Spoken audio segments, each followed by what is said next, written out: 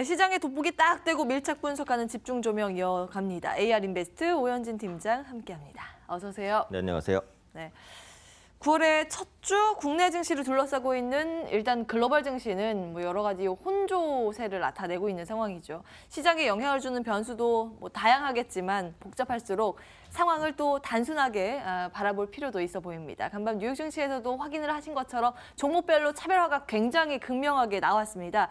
종목 장세, 우리 시장도 예측이 되고 있는 만큼 그에 따른 종목별 분석과 함께 투자 아이디어까지 얻어보겠습니다. 먼저 저희가 여행주 앞서서 오프닝 때 예고를 해드렸는데요.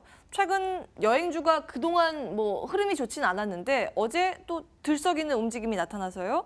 모두 투어가 9%가량 급등을 했었죠. 근데 그 전까지 흐름이 안 좋았잖아요. 갑자기 왜 이런 건가요? 사실 어제 이제 특별하게 기사가 나오거나 이슈가 있었던 부분은 없어요. 근데 그동안 워낙에 많이 빠졌었기 때문에 뭐 저가 매수가 유입된 것이 아니냐 이렇게 이제 판단을 하고 있습니다.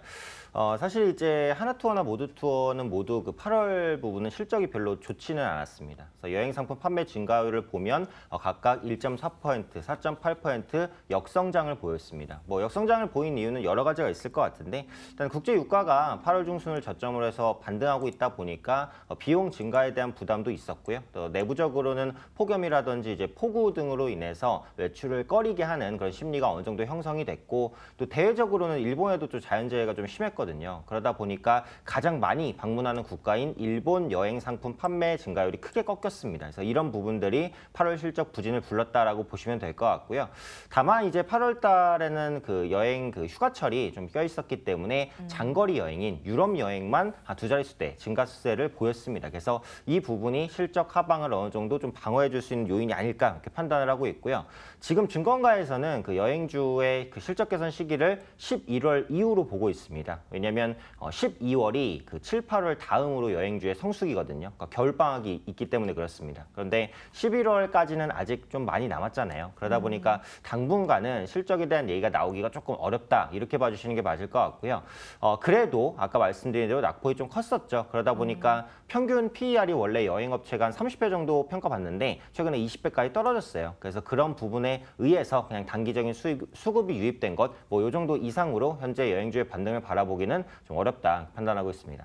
참 요즘 또 혼자 여행하는 혼여족이라고 많이 하더라고요. 그런 사람들이 많이 늘어나면서 패키지 여행을 많이 안 하고 있죠. 여행사의 실적 감소의 원인으로 또 지목되는 요인 중에 하나인데 네네. 주가도 뭐 그에 따라서 52주 신저가 바닥 뚫고 내려가고 있는 상황에서 어제 좀 반등이 크게 나왔는데 일단은 너무 많이 싸졌기 때문에 그 매력이 부각이 된 거지 뭐 실적의 개선세 아직 기대하기는 어렵다. 3분기까지 이렇게 주셨잖아요. 그러면 네, 그렇습니다. 적정 주가는 하나투어 모두투어 어느 정도 우리가 바라볼 수 있을지 두고 계신 분들, 손실 많으신 분들 계시거든요.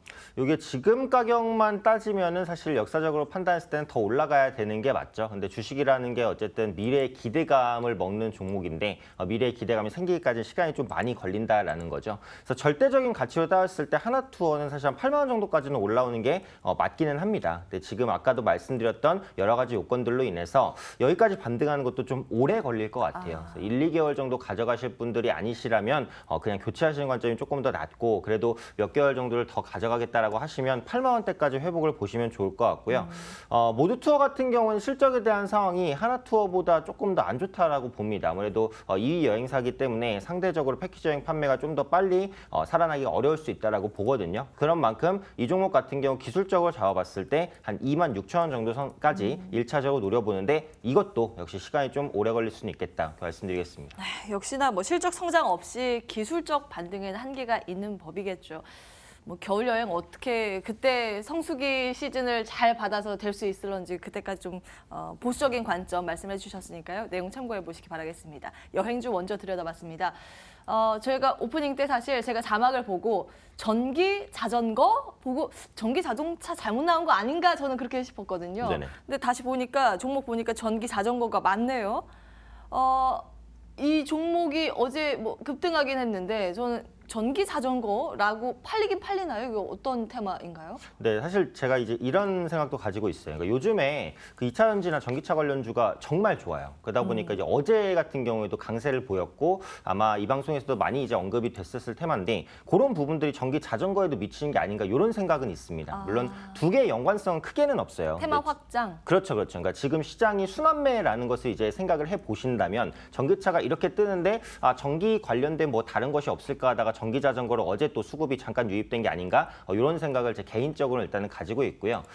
사실 지금 사용 자전거의 판매는 부진합니다. 뭐 미세먼지라든지 뭐 자전거 도로가 아직까지는 미비해요. 그러다 보니까 많이 타시는 측은 아닌데 전기 자전거 같은 경우는 그래도 잘 팔리고 있거든요. 잘 팔려요? 네, 그렇죠. 알톤 스포츠가 2분기에 그 니모 FD라는 전기 자전거를 내놨는데 3주 만에 완판되기도 했습니다. 그리고 올해 같은 경우는 전기 자전거가 작년 대비해서 50% 이상은 더 팔릴 것으로 지금 예상이 되고 있어요. 100만 원을 호가하는데도 불구하고 견조한 성장세를 좀 보여주고 있다. 이렇게 보시면 될 것 같고요. 현재 시점에서 이제 전기 자전거를 육성하고자 하는 정책적인 움직임도 아마 나올 것 같아요. 어찌되었던 간에 자전거 도로 확충이라든지 이런 부분들은 정부가 이끌어 나가는 부분일 거기 때문에 이런 부분에 대한 기대감까지 가져볼 수 있지 않을까. 특히 알톤 스포츠 같은 예, 경우에 예. 계속 적자를 보이다가 2분기에 또 흑자 전환을 조금이라도 하긴 했거든요. 그래서 하반기에 실적이 조금 더 나아질 수도 있겠다라고 보고 있고 한 가지 이슈가 되는 게 요즘에 그 자전거 헬멧 의무화에 대한 얘기가 좀 나오고는 있어요. 그래서 자전거도 좀 위험하니까 헬멧을 써라 이런 부분인데 요게 이제 지속이 되면은 헬멧 판매가 증가하면서 용품 증가 이렇게 연결될 수도 있지만 불편해서 자전거를 안 타시는 분들이 더 많을 수도 있을 것 같아요. 그래서 제가 볼 때 요게 자전거에 미치는 영향은 차라리 폐지되는 게 오히려 좀 편리성을 통해서 자전거를 좀 많이 타지 않을까 뭐 이런 생각도 말씀드리도록 하겠습니다. 네, 일단 주가 측면으로 봤을 때요. 제가 기억하기에 한 4년 전이었던가요? 5년 전이었던가요? 자전거 테마가 형성이 됐습니다. 정부 정책에 대한 모멘텀을 받고 굉장히 크게 올랐고 지금 말씀하신 알톤 스포츠 같은 경우에는 그때 한 해 동안 100% 올랐거든요. 네네. 그럼 이번에도 그 정도의 우리가 탄력적인 움직임을 기대해 봐도 되는 것인가? 이게 궁금해지네요.